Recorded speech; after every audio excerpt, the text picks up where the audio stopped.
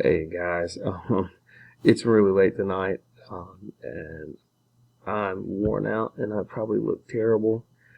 It's been a couple weeks since I talked to you guys, so I hate this to be your next memory of me, but it is what it is.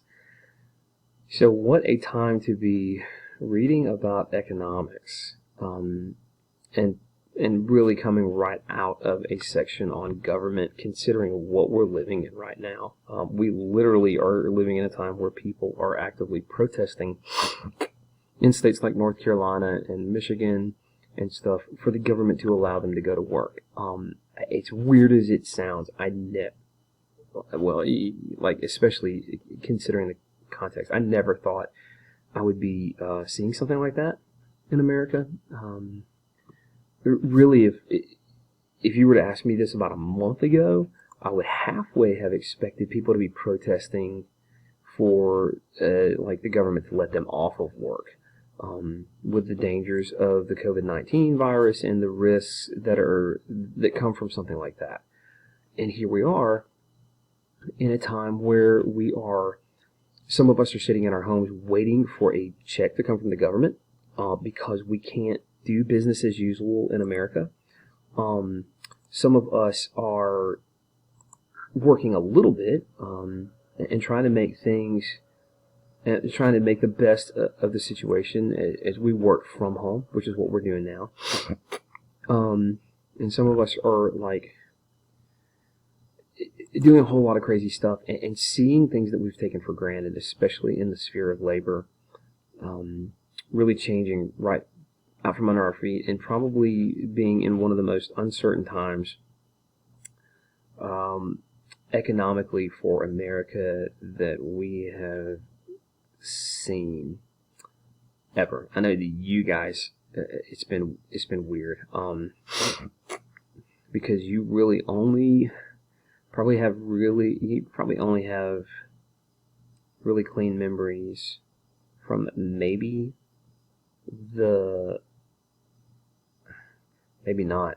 I would say the recession in 2008, 2009, but you guys were only about a year or two old by at that time. So it's more than likely this is the first time you have seen a nationwide, I wouldn't say calamity, but a nationwide crisis moment to where the restructuring of our lives is being hampered by an outside source. I've probably done 3 of these now, starting with 9/11.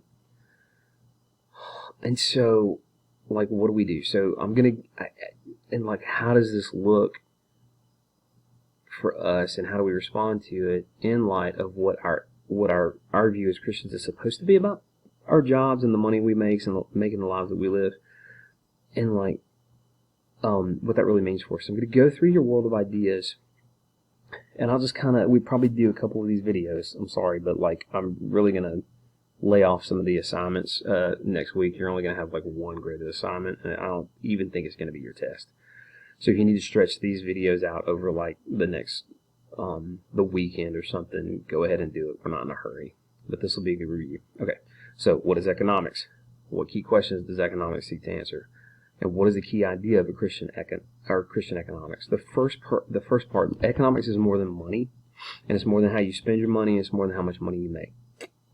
Because all that money really stands for is what resources we have, how we can use them, and how we can serve other people.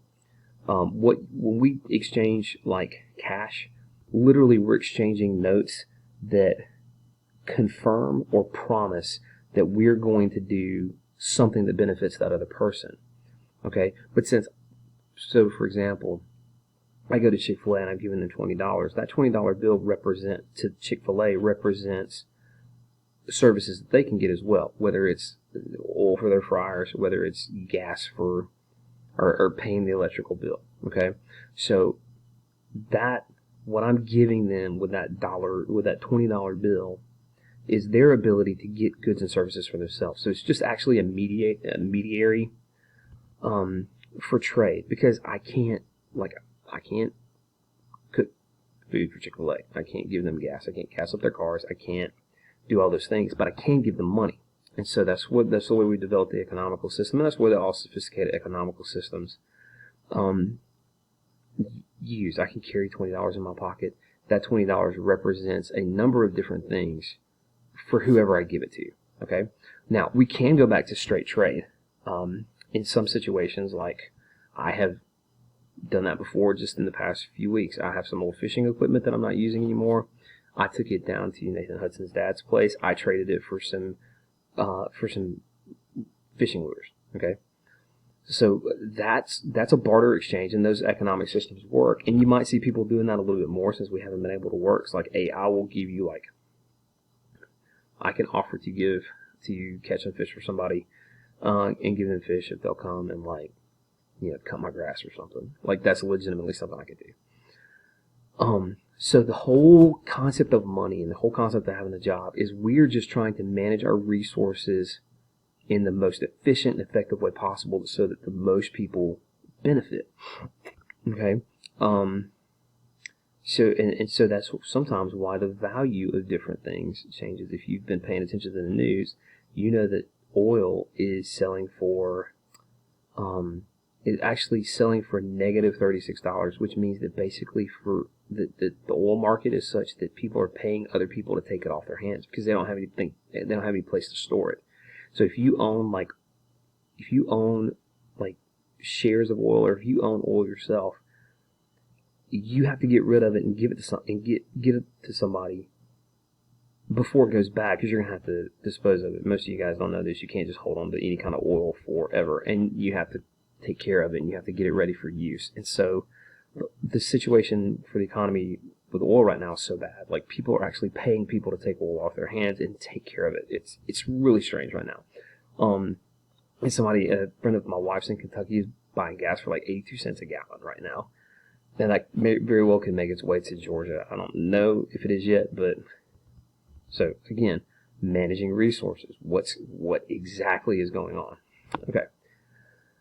The key question that economics seeks to answer: how should we use our resources? Secular economics, Christian economics, whatever. We want to be able to make the best use of them so that, again, everybody benefits. What are the key ideas of Christian economics? Word for word from the book, and one of you, I'm using your paper because it was really good, so you'll start recognizing your answers. But the book says this almost word for word. Private ownership, so me owning property, provides incentives for better stewardship and leads in economic advancement. Meaning, if I have the right to take care of my own stuff, and it is my responsibility, I'm going to take care of it better, and I'm going to be of better use to others through stewarding all that stuff. So if I have my brother owns cows, and he works in a type of trade. He works in a type of older trade system, livestock. If he owns his cows, he is going to make sure that his resources are spent as efficiently as possible so his cows get taken the best care of possible. That's because it profits him. But here's the good news. Whoever purchases his products, like his meat or his live calves, they're going to get a better product as well, so they can advance. Okay, so as long as he has things that he alone is responsible for, he's going to take care of that better, as opposed to him just being a hand on somebody else's property. Like in that case, the money that he makes might motivate him to take care of the other person's stuff better. But as long as my brother is taking care of his cows, getting the benefit of selling the best product at the best price, then he is going to benefit from it, and the people around him will benefit from it. And he already kind of had a taste of that a few years ago in West Alabama. He had a really good reputation as a beef seller, and that's what he's getting back into. So we see that stuff. When we own, history has shown us time and time again that private ownership incentivizes people to take care of their stuff, and it helps those who do business with them. All right. Question number 2. What's the principle of free exchange? How does this work well with Christian worldview? Free exchange means basically people can produce, sell goods and services as they choose within the bounds of the standing laws of the nation. Like, you can't produce and sell illegal drugs, okay? Because those harm people. But for the most part, if you're not breaking the law, the best thing that you can hope for in an economic situation is for the government to leave you alone. Now, if you are a worker, it might behoove you that the government intervenes every now and then and make sure you're being treated well. We'll talk about interventionism in a minute. But still, that's making sure that everybody benefits from the system. So the government can dip in every now and then, I think, to make sure people are being treated fairly. But the best economic system is basically where the government stays out. I've actually seen that when I went to Russia.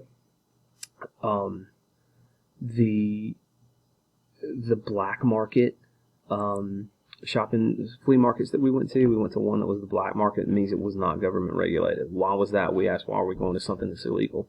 They said basically because it's safer, and you get better products.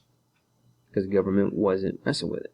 We went to eat at a restaurant that we were told the Russian mafia owned. Why? Again, we said, why are we going to some place where the mafia in Russia owns a restaurant? And our embassy guy, he said, because it's safer, you get a better product. The government had been forced out basically by these illegal markets in Russia back in 2001, and the illegal markets were actually taking care of people better and producing a better economic system and producing a better product than the government markets. It was actually really fascinating. The Christians, and so like illegal markets notwithstanding, if the government stays out of there, we have seen that history's proven that Christians have seen that history's proven that free and peaceful exchange, more than any other system of economics, allows the greatest standard of living and well-being for the greatest number of people. Doesn't mean that everybody gets, quote-unquote, their fair share. And that's been this kind of socialist thing of like, everybody gets what they want, what they need.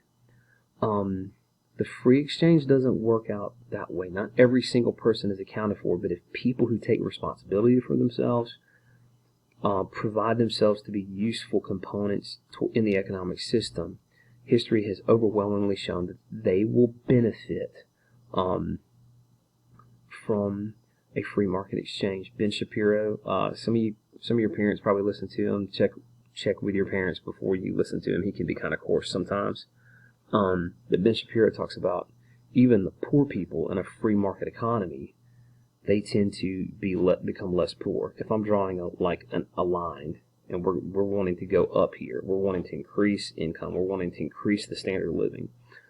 Shapiro will tell you time and time again, like people who are under the poverty line in America still tend to do better than people who are under the poverty line in a system where all the produce and all the economy is nationalized. Because once that happens, the government sets the standard, and the cap is here, and the bottom here is here, and the bottom might not be as bad as it could be if the government weren't there, but you're never going to advance higher than the top. You can only kind of operate in this one tight space. Again, was over in Russia in 2001 when their economy was still like really, really struggling, and I think our tour guide had a law degree, but it was actually more beneficial for her to live off the tips of being a tour guide for Americans because she made more money that way. She and her daughter were living in maybe a 3-room apartment, very small apartment in the middle of St. Petersburg or Moscow, I can't remember which one, for roughly $10,000 a month. The government had, everybody was equal, and everybody was equally poor, which oversimplifies a little bit, but they were not in a good position financially. Let's see if we can get one more question, and we'll go to our next video. What is the consequence of Adam's sin because of God's curse on the ground? What would it now produce? Here's the deal. We need to remember this about work. Sin entered the world, allowing sickness, death, and pain to enter as well. Those are consequences of sin. So that's the bad stuff. And it hurt work. It did not create work.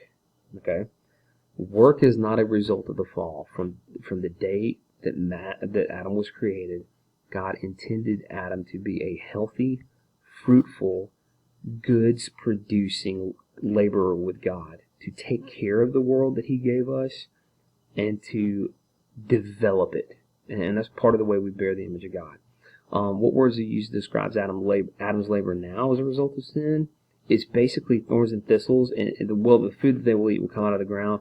The ground will produce thorns. It means that work will be futile and frustrating, and it will be difficult.